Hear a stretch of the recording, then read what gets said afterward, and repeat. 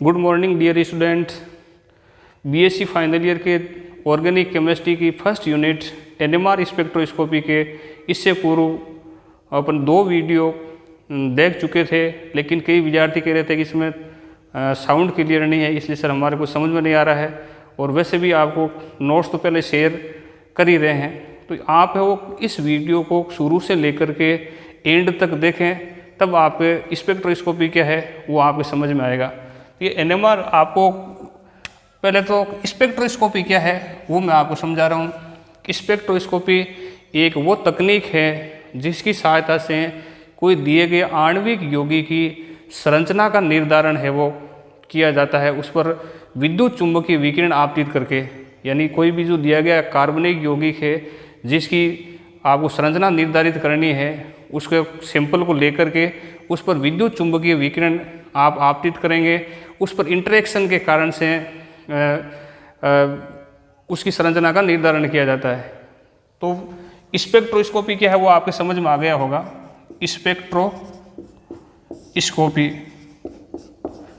Spectroscopy विज्ञान की वह शाखा है जिस पर किसी कार्बनिक यौगिक की आणविक संरचना का निर्धारण उस पर इलेक्ट्रोमैग्नेटिक रेडिएशन आपतित करके ज्ञात की जाती है। यानी इलेक्ट्रोमैग्नेटिक रेडिएशन से वो कैसे ऊर्जा को अवशोषित करता है, उसमें कैसे उसमें स्पेक्ट्रम आपके बनते हैं, उसकी सहायता से उसकी संरचना का निर्धारण किया जाता है। तो आपकी स्पेक्ट्रोस्कोपी समझ में आ गई होगी। अब बात आती है इलेक्ट्रोमैग्नेटिक रेडिएशन या विद्युत चुंबकीय विकिरण होता क्या है। मैंने आपको पहले भी बताया था कि वे विकिरण है जिसके संचरण के लिए माध्यम की आवश्यकता नहीं होती है, वो विद्युत चुंबकीय विकिरण कहलाती है। जैसे मान लीजिए आपके ये 3 अक्ष हैं, एक्स, वाई और जेड। ये मान लीजिए आपके वाई एक्सिस है, ये एक्स एक्सिस है और जेड एक्सिस है। कोई विकिरण आपके जेड अक्ष में संचरित हो रही है, तो उसमें आपके विद्युत क्षेत्र भी होता है और चुंबकीय क्षेत्र भी होता है, दोनों परस्पर लंबवत होते हैं। यानी ई सदिश और बी सदिश, विद्युत क्षेत्र और चुंबकीय क्षेत्र दोनों परस्पर लंबवत होते हैं। ऐसी जो तरंगें होती है वो इलेक्ट्रोमैग्नेटिक रेडिएशन या विद्युत चुंबकीय विकिरण कहलाती है। विद्युत चुंबकीय कोई भी जो विकिरण होती है उसका यदि स्पेक्ट्रम लिया जाए तो इस प्रकार का स्पेक्ट्रम प्राप्त होता है और उसकी घटती हुई ऊर्जा के क्रम में। जैसे आपको पता है कि प्लांक का जो क्वांटम सिद्धांत है उसके अनुसार E बराबर होता है h/nu, यानी आवृत्ति ज़्यादा होगी तो उसकी एनर्जी भी ज़्यादा होगी। तो सबसे ज़्यादा एनर्जी इलेक्ट्रोमैग्नेटिक रेडिएशन में जिनकी होती है वो कहलाती है कॉस्मिक रेज। यानी कॉस्मिक जो विकिरण होती है उसकी एनर्जी सबसे ज़्यादा होती है। आकाशीय तरंगें भी इसको बोलते हैं हिंदी में। कॉस्मिक रेज से कम एनर्जी की जो विकिरण होती है उसको अपन बोलते हैं गामा रेज या गामा विकिरण। गामा विकिरणों से कम ऊर्जा की जो विकिरण होती है वो होती है अल्ट्रावायलेट या पराबैंगनी विकिरण। उससे कम एनर्जी की होती है वो होती है दृश्य क्षेत्र की या विजिबल क्षेत्र की। जो अपन का आंख का जो रेटिना होता है वो केवल दृश्य क्षेत्र की विकिरणों के प्रति ही संग्रही होता है, उसको वो डिटेक्ट कर सकता है। उससे कम एनर्जी की होती है वो होती है IR यानी इंफ्रारेड। इंफ्रारेड या अवरक्त, जो ये टीवी का रिमोट होता है उसमें जो विकिरण निकलती है वो IR रीजन की होती है। उससे कम एनर्जी की होती है वो होती है माइक्रोवेव। माइक्रोवेव या सूक्ष्म तरंगे। उससे कम एनर्जी की जो तरंगे होती है वो कहलाती है आपके रेडियो वेव। इस साइड में एनर्जी सबसे ज़्यादा है, इस साइड में आपकी एनर्जी घट रही है। जो दृश्य क्षेत्र होता है उसमें भी बढ़ते हुए तरंग दैर्ध्य या घटती हुई एनर्जी के हिसाब से इसके अलग अलग क्षेत्र होते हैं, आपको पता है। उसको बोलते हैं विबग्योर, VIBGYOR।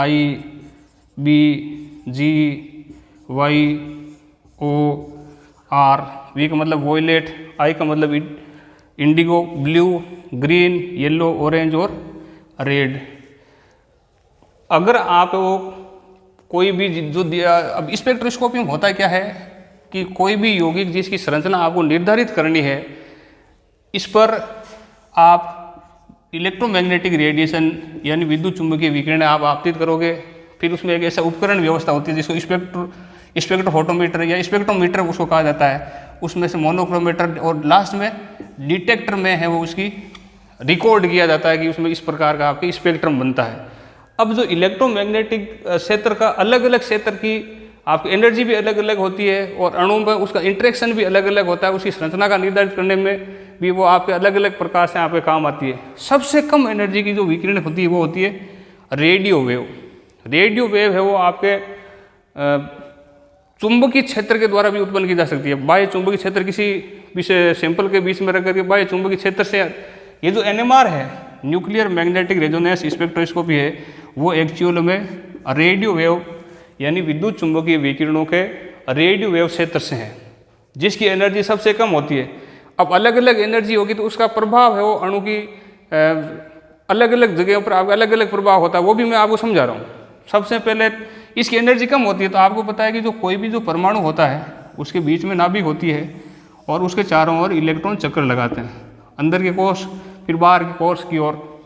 तो ये जो रेडियो वेव होती है वो बाकी और कहीं आपके इफेक्ट नहीं करती है, ये जो नाभिक होता है, न्यूक्लियस जो होता है, नाभिक के चक्रण को प्रभावित करती है।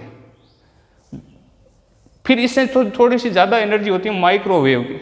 माइक्रोवेव है वो इलेक्ट्रॉन की स्पिन को आपके वो चेंज करती है। स्पिन का मतलब चक्रण, जैसे इलेक्ट्रॉन एक जो जैसे पृथ्वी है वो सूर्य के चारों ओर चक्कर लगाती है और अपने अक्ष पर भी घूमती है, ऐसे इलेक्ट्रॉन भी है वो नाभिक के चारों ओर चक्कर लगाते हैं और खुद के अक्ष पर भी आपके घूर्णन करते हैं। तो घूर्णन और रोटेशनल स्पेक्ट्रोस्कोपी भी इसको बोलते हैं। यानी माइक्रोवेव क्षेत्र की आप वो इलेक्ट्रोमैग्नेटिक रेडिएशन थोड़ी सी एनर्जी ज़्यादा होती है तो वो इलेक्ट्रॉनों के रोटेशन को चेंज कर सकती है। फिर उससे ज़्यादा एनर्जी की होती है IR क्षेत्र का अगर आप आपतित करेंगे विकिरण है तो उसमें कंपन होना स्टार्ट हो जाता है। तो ये वाइब्रेशन होता है इसमें एक्चुअल में इलेक्ट्रॉनों पर। और दृश्य क्षेत्र और जो अल्ट्रावायलेट रीजन होता है वो इलेक्ट्रॉनों के जो इलेक्ट्रॉनों का एक ऊर्जा स्तर से दूसरे ऊर्जा स्तर में संक्रमण आपके हो सकता है, क्योंकि इसकी एनर्जी ज़्यादा होती है। तो इलेक्ट्रॉन निम्न ऊर्जा स्तर से उच्च ऊर्जा स्तर में आपके इलेक्ट्रॉनों का संक्रमण इन दो क्षेत्रों से आपके हो सकता है। और इसके बीच में एक और गामा रेज से बीच में और अल्ट्रावायलेट के बीच में वो एक क्षेत्र और होता है जिसको अपन बोलते हैं एक्सरे। सबसे कॉस्मिक, फिर गामा, फिर एक्सरे, फिर अल्ट्रावायलेट होती है। तो एक्सरे जो रीजन होता है वो आंतरिक कोषों के इलेक्ट्रॉनों को अप क्षेत्र में कन्वर्ट करने के लिए वो काम आती है। उससे ज़्यादा एनर्जी की होती है गामा विकिरण है वो उसमें नाभिक की परमाणु संख्या का निर्धारण करने में वो काम आती है। और इस क्षेत्र से रिलेटेड जो स्पेक्ट्रोस्कोपी होती है मोस बार स्पेक्ट्रोस्कोपी, मेनली जो ऑर्गेनिक केमिस्ट्री में जो स्पेक्ट्रोस्कोपी काम आती है, एक तो NMR जो कि रेडियो वेव क्षेत्र से होती है, एक होती है ESR जो माइक्रोवेव रीजन से आपकी आती है, एक IR और ये UV विजिबल, ये इसकी संरचना का निर्धारित करने में काम आती है।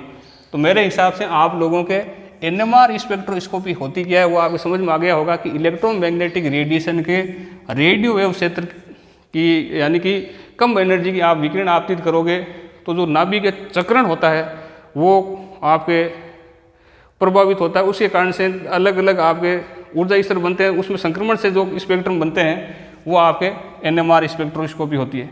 अब सारे नाभिक की NMR स्पेक्ट्रम प्रदर्शित नहीं करेंगे, यानी कि अभी तक आपको ये समझ में आया कि जो NMR स्पेक्ट्रोस्कोपी है वो किसी सैंपल पर रेडियो वेव आपतित करने से होगी। और रेडियो वेव भी बनेगी कैसे, उस पर आप कोई बाह्य चुंबकीय क्षेत्र आपतित करेंगे, बाह्य चुंबकीय क्षेत्र, और एक नाभिक का विचक्रण होता है उसके कारण से भी चुंबकीय क्षेत्र उत्पन्न होता है। अब नाभिक क्या होती है आपको पता है कि जो प्रोटॉन होता है,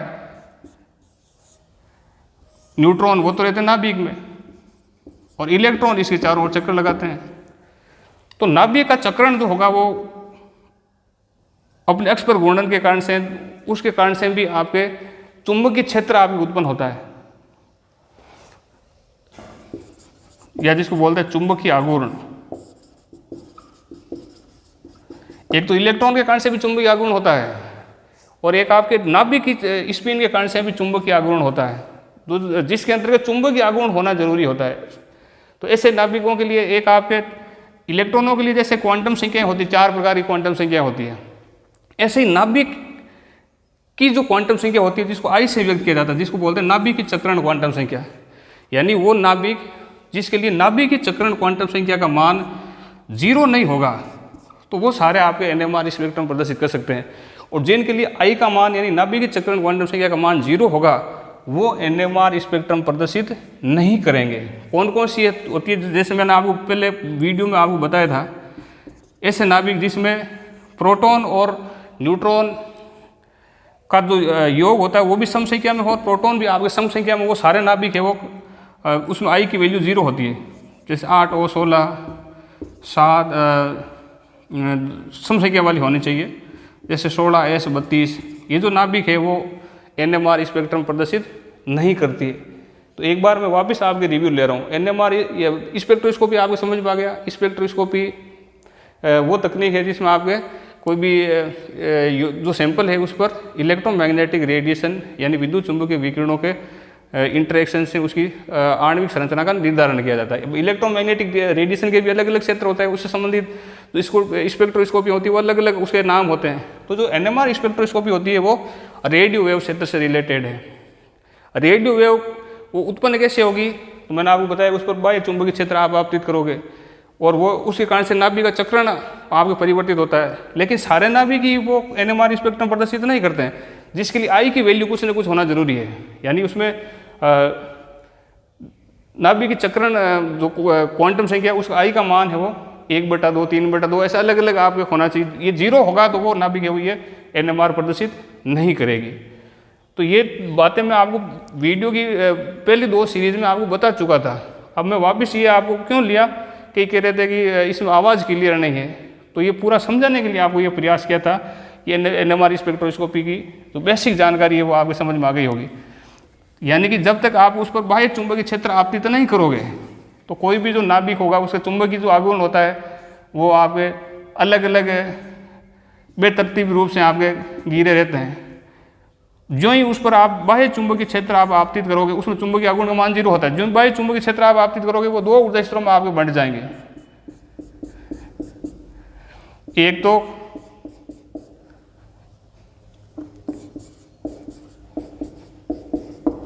ये बाह्य चुंबकीय क्षेत्र की आपकी दिशा है। एक तो चुंबकीय क्षेत्र की दिशा में ऊर्जा स्तर होता है, जैसी ऊर्जा कम होती है उसको बोलते हैं अल्फा स्तर, अल्फा जिमान स्तर। एक उसके विपरीत होता है उसको अपन बोलते हैं बीटा जिमान स्तर। और अल्फा जिमान स्तर और बीटा जिमान स्तर के बीच में जो संक्रमण होता है, यानी जब तक आपके उसमें कोई बाह्य चुंबकीय क्षेत्र आप आपतित नहीं करोगे तब उसमें वो संप्रसित रहते हैं और वो नाभिक स्पिन है वो आपके चेंज हो जाती है। एक तो बाह्य चुंबकीय क्षेत्र की सीध में होती है और एक उसके बाह्य चुंबकीय क्षेत्र की विपरीत दिशा में होती है। एक कहलाता अल्फा जिमान स्तर और बीटा जिमान स्तर। इसके बीच में जो एनर्जी का गैप होता है वो डेल्टा ई बराबर एच एन यू। ये जो डेल्टा ई है वो आपके रेडियो वेव रीजन से रिलेटेड होता है, इसलिए इसको NMR स्पेक्ट्रम अपने वो कहते हैं। ये तो होगी आपके NMR स्पेक्ट्रोस्कोपी की बेसिक जानकारी। इससे संबंधित जो परीक्षाओं में पूछने वाला जो क्वेश्चन है वो 1 नंबर का क्वेश्चन कई बार जयनारायण व्यास विश्वविद्यालय की परीक्षाओं में पूछा जाता है कि निम्न में से कौन से नाभिक है वो NMR स्पेक्ट्रम प्रदर्शित नहीं करते हैं। तो वो मैंने आपको बता दिया कि जिसमें सम प्रोटॉन भी सम संख्या में हो और न्यूट्रॉन भी सम संख्या में हो और उनका योग भी सम संख्या में हो, जैसे 6 12 8 और 16, ये वो NMR स्पेक्ट्रम प्रदर्शित नहीं करते हैं। फिर इसके बाद में आप लोगों के जयनारायण व्यास विश्वविद्यालय के सिलेबस में जो आपके है वो है परिरक्षण और विपरिरक्षण, शील्डिंग और डिशील्डिंग। और शील्डिंग और डिशील्डिंग पढ़ने से पहले मैं आपको ये बता रहा था कि जो NMR में जो सिग्नल जो बनता है डिटेक्ट होता है वो इस तरीके से आपका आता है। ये NMR का सिग्नल वहाँ ऐसे रिकॉर्ड होता है, तो इसी तरीके से आपके NMR स्पेक्ट्रम में कहीं डबलेट ये ट्रिपलेट ऐसे आपके सिग्नल आते हैं। तो वो अपन बाद में भी चर्चा करेंगे। पहले अपन ये समझ रहे हैं कि शील्डिंग क्या होती है, यानी परिरक्षण क्या होता है, और एक आप होता है विपरिरक्षण। परिरक्षण समझेंगे, फिर अपन विपरिरक्षण समझेंगे, और फिर इसी से आपके एक नया वर्ड यूज में आता है, उसको बोलते हैं रासायनिक विस्थापन, या जिसको बोलते हैं केमिकल शिफ्ट। ये तीनों चीज़ें आपको समझनी है। ये परिरक्षण क्या होता है वो मैं आपको समझा रहा हूँ। जैसे कोई नाभिक है, आपके कोई नाभिक बीच में होती है, उसके चारों ओर क्या होते हैं, इलेक्ट्रॉन है, वो चारों ओर चक्कर लगाते हैं। नाभिक का चक्रण होता है, अपने चक्रण अपने अक्ष पर भी वो नाभिक भी रोटेशन करती है। जब आपके बाह्य चुंबकीय क्षेत्र, जैसे ये बाह्य चुंबकीय क्षेत्र आप है वो आपतित कर रहे हो,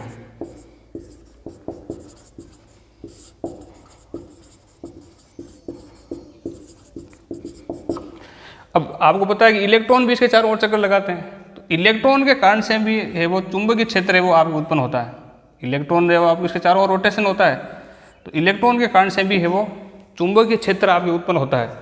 वो इस बाह्य चुंबकीय क्षेत्र को आपके इलेक्ट्रॉन के चारों ओर, प्रोटॉन के चारों ओर इलेक्ट्रॉन चक्कर लगाते हैं। जैसे मान लीजिए आपके यहाँ जो स्पेक्ट्रोस्कोपी वो मैं आपको पहले ही बता चुका था। कार्बनिक रसायन के अंतर्गत दो प्रकार की स्पेक्ट्रोस्कोपी ज़्यादा यूज में लेते हैं। एक तो होती है पीएमआर, एक होती है सीएमआर। पीएमआर मतलब प्रोटॉन मैग्नेटिक रेजोनेंस, तो जिसके अंतर्गत प्रोटॉन होगा वो एनएमआर आपको प्रदर्शित करेंगे, क्योंकि उसमें आई की वैल्यू है वो 1/2 होती है। तो जिसमें प्रोटॉन होगा तो वो प्रोटॉन में अक्ष पर घूर्णन के कारण से उसमें बाह्य चुंबकीय क्षेत्र में एक तो दो प्रकार की ऊर्जा स्तरों में बन जाता है, अल्फा जीमान स्तर और बीटा जीमान स्तर। तो वो तो नाभिक के कारण से होती है, लेकिन आपको पता है कि ये सिग्मा बॉन्ड है, तो सिग्मा बॉन्ड के जो इलेक्ट्रॉन होते हैं वो भी उसके चारों ओर आपके रोटेशन करते हैं, तो ये बाह्य चुंबकीय क्षेत्र का विरोध करते हैं। ये जो कोई भी जो इलेक्ट्रॉन के कारण से जो उत्पन्न जो चुंबकीय आघूर्ण होगा वो बाह्य, जिसको बोलते हैं प्रेरित चुंबकीय आघूर्ण या प्रेरित चुंबकीय क्षेत्र। एक तो अपन चुंबकीय क्षेत्र सैंपल को चुंबक के बीच में रख करके बाह्य क्षेत्र अपन आप उसमें उत्पन्न करेंगे। एक है वो ये जो इलेक्ट्रॉन इसके चारों ओर वो चक्कर लगाते हैं, वो बाह्य क्षेत्र को आपके विरोध करते हैं, इसको बोलते हैं प्रेरित चुंबकीय क्षेत्र। तो बाह्य क्षेत्र चुंबकीय क्षेत्र के ये प्रेरित चुंबकीय क्षेत्र इसका विरोध करता है, यानी उसको शील्डिंग करता है, यानी उसको परिरक्षित करता है। ऐसी घटना आपको क्या कहलाती है, परिरक्षण कहलाती है। तो परिरक्षण है वो आपके इलेक्ट्रॉनों के द्वारा होता है। इलेक्ट्रॉन है वो इस प्रोटॉन को बाह्य चुंबकीय क्षेत्र से आपकी रक्षा करते हैं, वो खुद उसकी विपरीत दिशा में चुंबकीय क्षेत्र उत्पन्न करते हैं। उस घटना को क्या बोलते हैं, परिरक्षण कहते हैं। तो आप लोगों को ये चीज़ समझ में आ गई होगी परिरक्षण क्या है। यानी कि ये चुंबकीय क्षेत्र है, बाह्य चुंबकीय क्षेत्र है, और एक होता प्रेरित चुंबकीय क्षेत्र है। ये तो है बाह्य चुंबकीय क्षेत्र,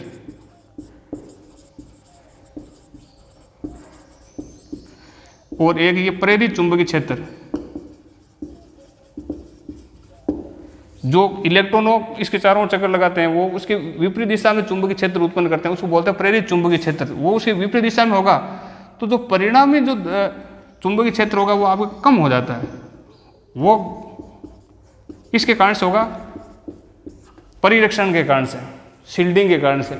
और यदि बाह्य चुंबकीय क्षेत्र और इलेक्ट्रॉनों द्वारा जो उत्पन्न जो प्रेरित चुंबकीय क्षेत्र है वो उसकी दिशा एक ही हो,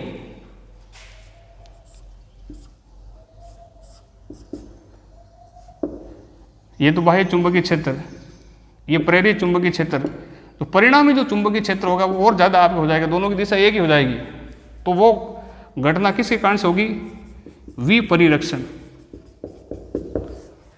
तो ये दोनों कॉमन वर्ड आपके समझ में आने चाहिए, परिरक्षण और विपरिरक्षण। ये करते कौन है, प्रोटॉन का इलेक्ट्रॉन करते हैं। अब किसी परमाणु में इलेक्ट्रॉन है वो उसका विरोध करते हैं बाह्य चुंबकीय क्षेत्र का, तो वो कहलाते हैं वो शील्डेड कर रहे हैं, यानी परिरक्षित कर रहे हैं। और एक उसका विपरीत दिशा में बाह्य चुंबकीय क्षेत्र और प्रेरित चुंबकीय क्षेत्र एक ही दिशा में हो जाता है, तब उसको बोलते हैं विपरिरक्षण। तो परिरक्षण और विपरिरक्षण से क्या होता है, का जो एनएमआर का सिग्नल होता है वो अपनी जगह चेंज कर लेता है।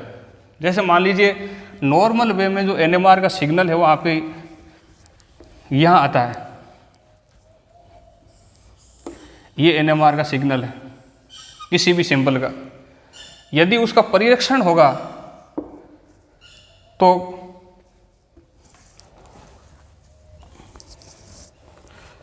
तो सैंपल होगा वो उच्च क्षेत्र की ओर आपके विस्थापित हो जाता है, और विपरिरक्षण के कारण से वो निम्न क्षेत्र की ओर विस्थापित हो जाता है। यहाँ तो जब आपको कोई परिरक्षण होता ही नहीं है तब तो ये सिग्नल है NMR का, और यदि उसका परिरक्षण होगा तो वो उच्च क्षेत्र की ओर विस्थापित हो जाता है यदि उसमें परिरक्षण होगा, और विपरिरक्षण होगा तो वो निम्न क्षेत्र की ओर आपके सिग्नल है वो शिफ्ट हो जाता है। तो जो रासायनिक शिफ्ट है वो अब आपके इन दोनों घटनाओं पर निर्भर करता है। यानी कि किसी भी यौगिक में इलेक्ट्रॉनों द्वारा परिरक्षण और विपरिरक्षण से NMR सिग्नल में हुए विस्थापन को, जैसे यहाँ से यहाँ विस्थापित हो गया वो भी एक केमिकल शिफ्ट है, और आपके निम्न क्षेत्र की ओर विस्थापित हो गया तो वो भी क्या है, तो रासायनिक विस्थापन कब होगा, जब उसमें परिरक्षण होगा या विपरिरक्षण होगा। तो NMR संकेत का परिरक्षण या विपरिरक्षण से संकेत का विस्थापन हो जाना ही उसका वो रासायनिक विस्थापन कहलाता है या केमिकल शिफ्ट कहलाता है। अब NMR सिग्नलों को या रासायनिक विस्थापनों को व्यक्त कैसे किया जाता है, सबसे पहले एक संदर्भ यौगिक होता है रेफरेंस, जिसके संदर्भ से बाकी के वो सिग्नल है वो ज्ञात किए जाते हैं। तो रेफरेंस के रूप में इसमें NMR के अंतर्गत आपके एक यौगिक लिया जाता है, उसको बोलते हैं टेट्रा मेथिल सिलेन। ये एक यौगिक होता है, सिलिकॉन के चारों ओर मेथिल समूह जुड़े हुए होते हैं।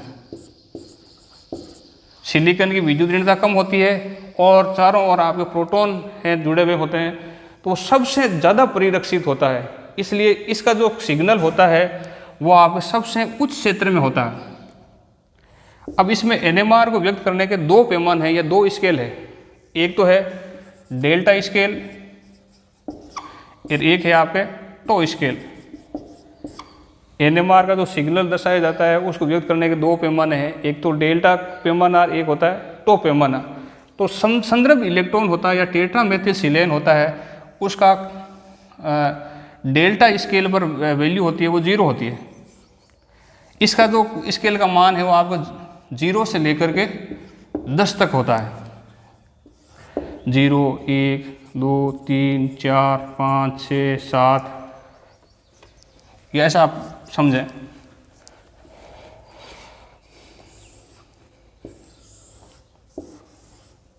जैसे ये 0, 1, 2, 3, 4, 5, 6, 7, 8, 9 और 10, ये तो है डेल्टा स्केल जो उच्च क्षेत्र की ओर होता है।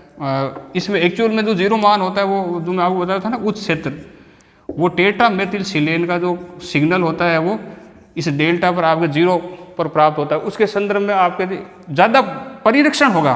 कुल मिलाकर जैसे ये कोई सिग्नल है ज़्यादा परिरक्षित होगा तो वो उच्च क्षेत्र की ओर या डेल्टा के कम वैल्यू की ओर विस्थापित हो जाते हैं, और विपरिरक्षण से निम्न क्षेत्र की ओर यानी डेल्टा के कम वैल्यू की ओर वो सिग्नल है वो रासायनिक विस्थापन से विस्थापित हो जाता है। और टो स्केल में जो टेट्रा मेथिल सिलेन होता है उसका अधिकतम मान आपके 10 होता है या 9 होगा, 8 होगा। इन दोनों पैमानों में ये संबंध होता है, डेल्टा बराबर डेल्टा प्लस में टो बराबर होता है 10। अब आपको टो का वैल्यू करना है तो 10 में से इसको डेल्टा को घटा देंगे, या इसकी सहायता से आप डेल्टा पैमाने को टो में और टो पैमाने को डेल्टा में आप वो परिवर्तित कर सकते हैं। वीडियो की आज की जो सीरीज़ थी मैंने आपको शुरुआत से लास्ट तक आपको समझाने का प्रयास किया कि NMR कौन से रीजन से रिलेटेड होती है, उसकी क्या परिभाषा है, क्या डेफिनेशन है। फिर इसके बाद में आप लोगों को ये बताया था कि कौन से नाभिक है वो NMR प्रदर्शित करते हैं, वो बताया। फिर उसके बाद में आपको बताया परिरक्षण क्या होता है, विपरिरक्षण क्या होता है। फिर उसके बाद में आपको बताया था रासायनिक विस्थापन क्या होता है, और रासायनिक विस्थापन के आधार पर कोई भी जो NMR में जो सिग्नल होते हैं उसको व्यक्त करने के क्या पैमाने होते हैं। एक डेल्टा स्केल होती है, एक आपके टो स्केल होती है। मेरे हिसाब से आप लोगों के समझ में आ गया होगा। वीडियो को शुरू से लेकर के आप एंड तक देखें, फिर भी कोई चीज़ समझ में नहीं आए तो आप पूछें, कोई दिक्कत नहीं है। वीडियो की अगली सीरीज में और आगे NMR स्पेक्ट्रोस्कोपी में रासायनिक विस्थापन को प्रभावित करने वाले कारक और भी जो बातें हैं वो आगे से आगे अपने वो पढ़ते रहेंगे। धन्यवाद।